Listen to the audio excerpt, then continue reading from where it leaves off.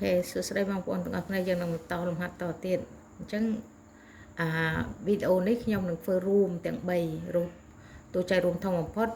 នៃ15 35ហើយនិង60ចាអញ្ចឹងយើងធ្វើរួមគ្នាដើម្បីរកតួចែកធំនៅរួមគ្នាទាំង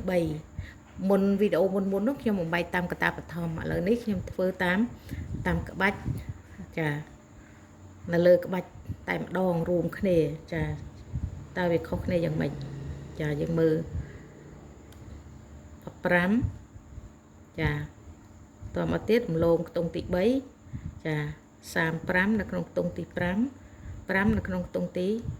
4តមកទៅរំលងខ្ទង់ទី6អញ្ចឹងយើងដាក់60នៅក្នុងខ្ទង់ទី8ចា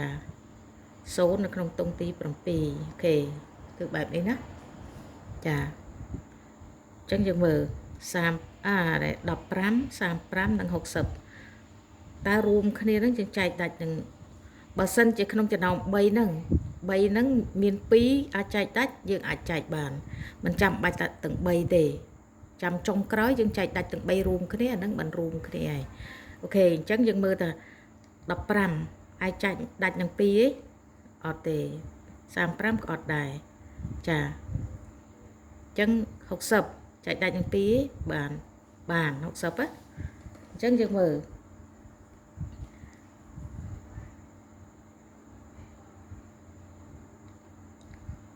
អញ្ចឹងយើងមើលទឹក15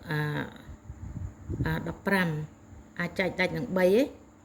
បានចុះ35អត់60ចែកដាច់នឹង3ទេបានអូខេអញ្ចឹងយើងចែកបាន2រវាង15ហើយនឹង35 60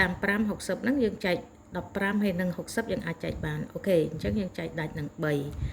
រវាង15ហើយនឹង60អញ្ចឹងយើងចែកនឹង3សិនអញ្ចឹងយើងបានតួចែកទី1ណាយើងបាន3អញ្ចឹង15ចែកនឹង3 15មាន3ប៉ុន្មានដង15មាន3 5ដង5 3ដង15ចាសង15ទៅអស់ទៅយើងដាក់5នេះជា5ផលចែកណាតមកទៀត35នេះយើងចែកអត់កើតទេចែកនឹង3អត់កើតទេតមកទៀតយើងចែក60ចែកនឹង3យើងបាន20ចាអញ្ចឹងយើងសម្អាត60ទៅយើងដាក់20មកវិញណារុញក្របកម្ម2ក្របឡើងមកចាតបនឹងសល់20អញ្ចឹងយើងមើលយើងបានតួចែកទី1លើកទី1យើងបាន3អញ្ចឹងយើងមើលរវាង5 35ហើយនឹង20អញ្ចឹងយើងត្រូវចែកនឹង5ហើយព្រោះនេះ5អញ្ចឹង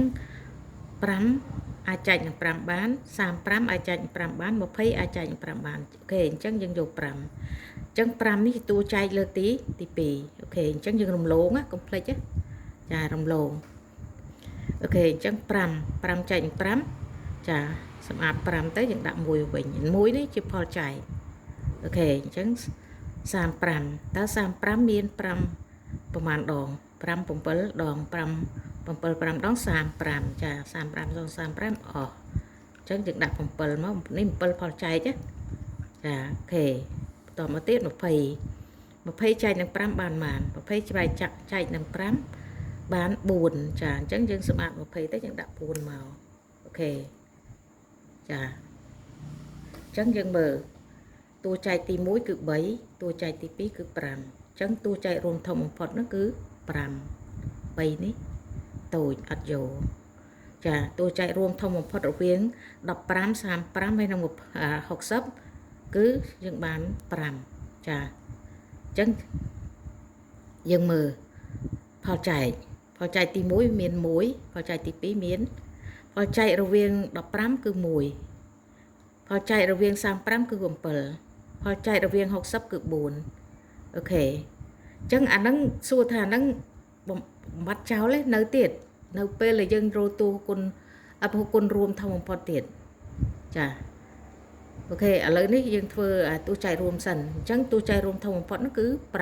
5តួចែករួមធំបំផុតរវាង15 35ហើយនិង60គឺ5អូខេបងប្អូនយើងប៉ុណ្ណឹងចុះជួបគ្នាវីដេអូក្រោយទៀតអរគុណច្រើន